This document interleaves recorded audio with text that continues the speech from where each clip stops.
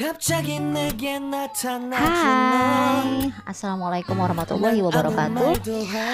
How are you today, everyone? I hope you are fine and enjoy your day during fasting.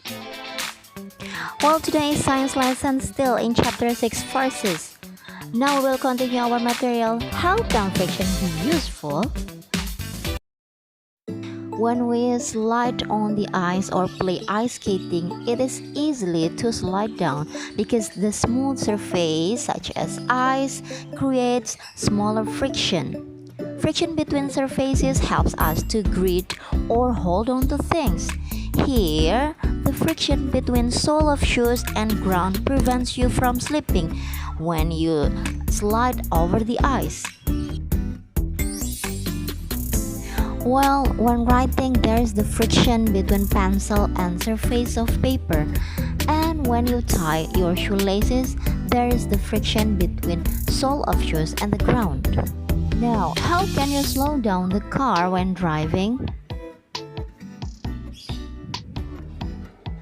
Well, when we apply the brake, the moving car will slow down and stop. It's because there's the friction between wheels and brake that it will make slow down the car and stop. Let's see the picture. How is friction useful when we ride a bike? Let's think. Well, the brake creates friction to slow down the bike so we can apply it. And there is the friction between tires and road. Rough tires grip the rough roads very well. Have you ever tried to rub your hands when you are in the cold places? It will make you feel warm because the friction produces heats that make you warm. While friction between moving pieces of wood helps start a fire.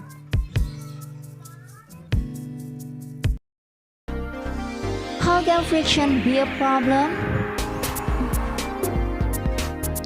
When we rub the eraser against the paper or against the surface of the table again and again, the friction will make the eraser become smaller. The friction between sole of shoes and the ground make the sole worn out.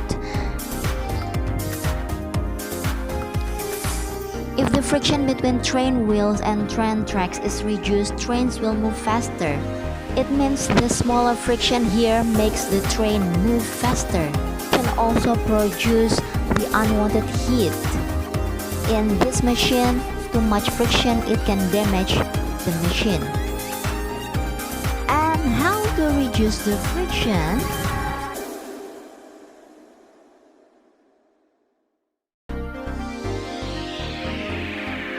We can use the lubricants or oil.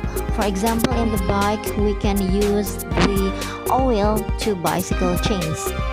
And we also can use the wheels. Here, the wheels on roller blades reduce friction and allow us to go faster. When you run against the wind, there is the friction between surface and the air. It is called air resistance. And the friction between the surface and the water is called water resistance. Water resistance when you row a boat. Let's recap. How can friction be useful? It enables us to hold on to things and walk without slipping. It enables us to slow down and stop moving vehicles. And it produces heat and start a fire. How can friction be a problem?